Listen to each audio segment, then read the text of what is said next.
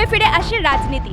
গণতন্ত্রের বৃহত্তর উৎসবের ফলাফলের দিন আজ। পাড়ার চায়ের দোকানে দোকানে চলছে তারই চর্চা। সারাদিনের ভোটের আপডেট পেতে সাথে থাকুন। আপনাদের সাথে আমি অঙ্কিতা। আরভি নিউজ, জেগে ওঠো কলকাতা।